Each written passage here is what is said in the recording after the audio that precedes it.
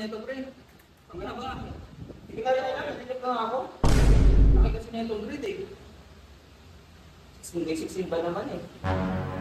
Pwede ba itong i-solve ng madali? Ang sakot mo sa part na to, pre? Wala pa, pre. Wala. Hindi na yata ako.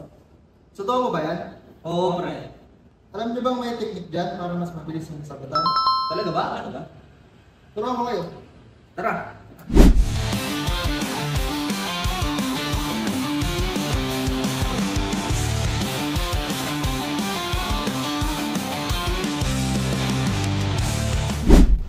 Paano gumagana?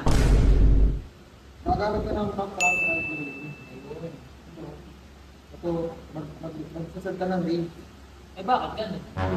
Okay, for example, board. Na-fill ko yun. Ito. Oo. Yung ba yung ginagawa ko? Di ba na nagbago ka nito? Siyempre. Ere nga yun, dalawang operator.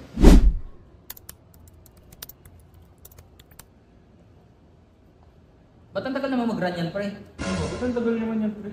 Doon sa 9 by 9 tsaka 16 by 16 ang bilis lang, pero sa 25 by 25. Hindi. Sa lahat kasi ng puzzle, may solution. Pero syempre, may limitation din. Ano yung limitation niya? Ayun lang, mas matagal yung 25 by 25 kasi mas malaki siya. Kaya matagal mag-solve.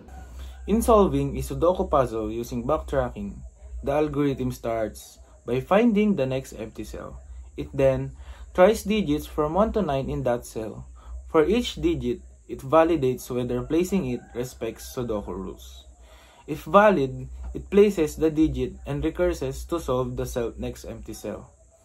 If the algorithm reaches a point where no digit fits, it fails.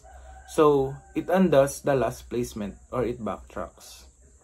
And repeat the process with the next possible digit. This continues until the puzzle is fully solved or no solution exists.